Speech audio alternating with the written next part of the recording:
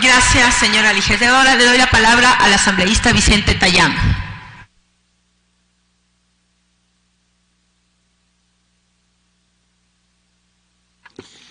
Gracias, señora presidenta, por darme la palabra. Buenas tardes, señoras y señores legisladores. Este es un debate importante y quiero iniciar esta intervención con una reflexión. Las normas jurídicas, las leyes o los códigos en manera general siempre tienen que ser un instrumento puesto al servicio de los ciudadanos para defender o reivindicar sus derechos.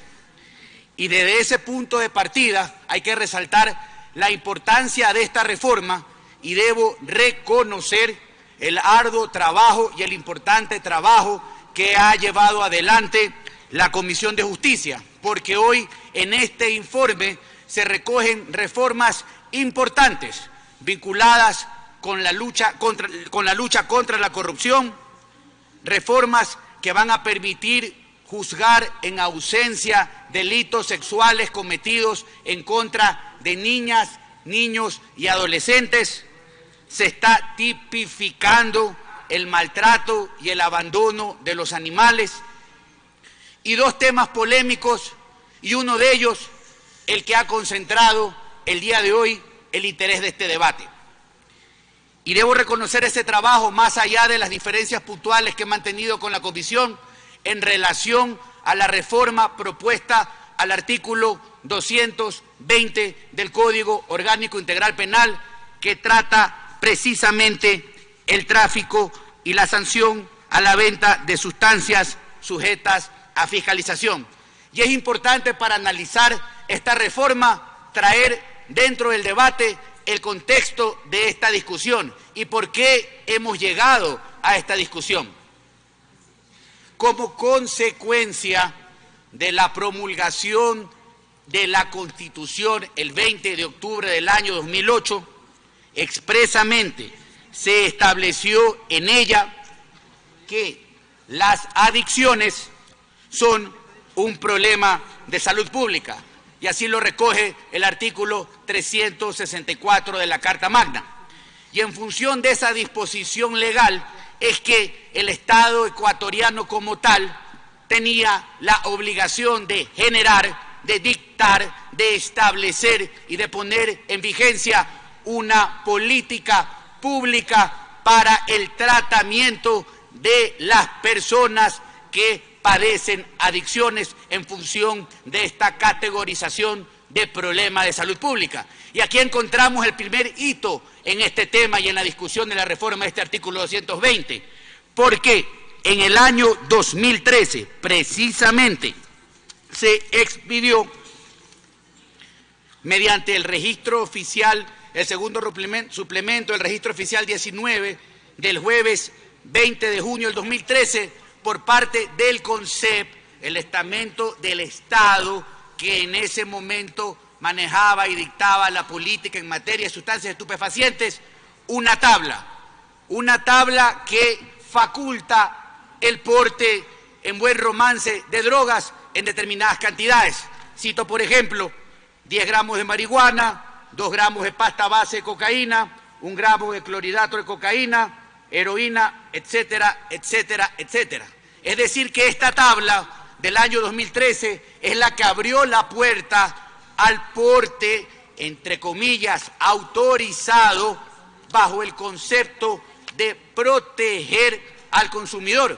Claro está, el consumidor bajo ningún concepto puede ser tratado, pero a partir de esta tabla encontramos el primer problema que cometió o el primer problema que generó el Estado ecuatoriano, porque lo que debimos haber hecho es verdaderamente generar de manera responsable una política pública para el manejo y el tratamiento de las personas que padecen adicción, pero no dando señales como estas, no abriendo la puerta a libre porte, porque ya vamos a ir un poco más adelante a explicar cuál fue la consecuencia de este libre porte.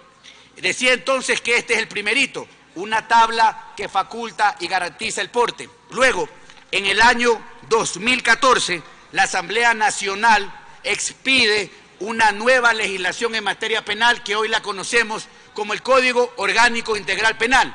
y en el artículo 220 del Código Orgánico Integral Penal se hace referencia, en el último inciso, a lo siguiente: la tenencia o posesión de sustancias estupefacientes o psicotrópicas para uso o consumo personal en las cantidades establecidas por la normativa correspondiente no será punible.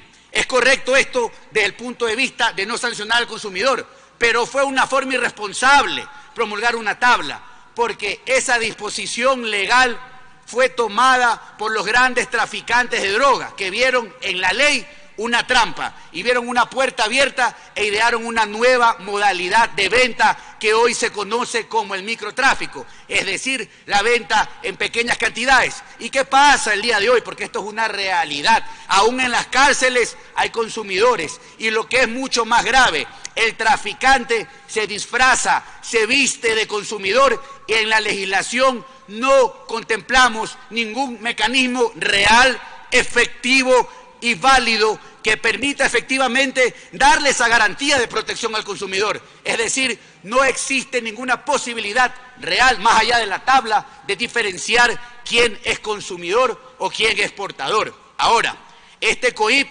estableció algo que es importante y es fundamental, y debo también dejarlo absolutamente claro. Es correcto que existan tablas y que existan parámetros, pero ojo con esto, exclusivamente para poder establecer sanciones en función del principio constitucional de la proporcionalidad, porque efectivamente antes de que existan estos parámetros para establecer sanciones, prácticamente todo el que era prendido traficando drogas estaba puesto en el mismo saco. Es decir, un ciudadano que era aprendido vendiendo, comercializando o entre comillas traficando medio kilo de cocaína tenía la misma sanción que aquel que era aprendido vendiendo, comercializando, traficando o transportando una tonelada de sustancias sujetas a fiscalización. Por lo tanto, es correcto que existe esa referencia, pero exclusivamente tabla para que haya regularidad y proporcionalidad en la sanción. Ahora, esta señal de permisibilidad está destruyendo vidas, y esa es la realidad.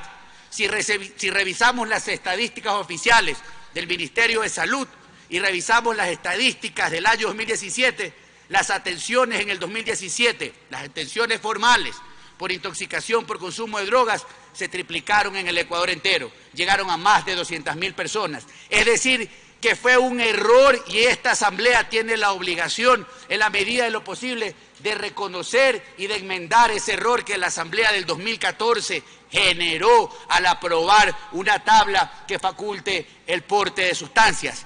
Las percepciones y las señales son importantes en política, en economía, en la vida y más aún en el derecho.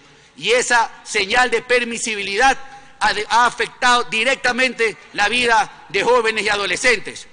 Y los testimonios son desgarradores. Los niños y adolescentes en la ciudad de Guayaquil encadenados a pilares en los patios de las camas. Y otro problema, la insuficiencia del Estado para atender el problema, no solo en cuanto a la operatividad de las clínicas de rehabilitación, sino también a la falta de campañas de prevención y de educación en este sentido. Yo quiero ser absolutamente claro, la propuesta del bloque del Partido Social Cristiano jamás está encaminada a criminalizar a ningún consumidor, pero tampoco estamos de acuerdo con que exista una tabla que legalmente faculte el porte, y estamos proponiendo que se establezca un mecanismo en la ley a través de la práctica de una prueba médica, que una vez que no exista la tabla, y si un ciudadano es detenido o aprehendido portando drogas, se valide de manera técnica y real su condición de consumidor, y si es consumidor, el Estado haga real el derecho a la atención, ya sea en la red pública o con la cooperación de la red privada. Pero no podemos satanizar el debate, no podemos confundir los conceptos, y creo que en esta intervención he dejado absolutamente claro el tema. Y hablando de estadísticas que han sido poco claras, inclusive porque las he requerido hace menos de un mes al Ministerio de Salud, quiero que en esta tarde ustedes vean un video que es el testimonio real de lo que las madres del país piensan, que los jóvenes del país están viviendo esa triste realidad, y que hoy todos nosotros, muchos padres de familia, tenemos la responsabilidad y la oportunidad de enmendar un error. Para eso es un primer debate, para discutir conceptos. los argumentos que he esgrimido esta tarde, obviamente que están sujetos a mejorarlos, a validarlos, inclusive a rebatirlos, con respeto y con altura, pero no podemos ser ciegos ante realidades como las que vamos a observar y tenemos en nuestras manos remediar un problema. O vamos a seguir dando guerra y malas señales o vamos a resolver el problema. Pido por favor que se proyecte el video que entregué debidamente. Ha concluido su tiempo, señor legislador. Está sobre el tiempo. Le voy a dar punto de información a la presidenta de la comisión, Marcela Guiñaga.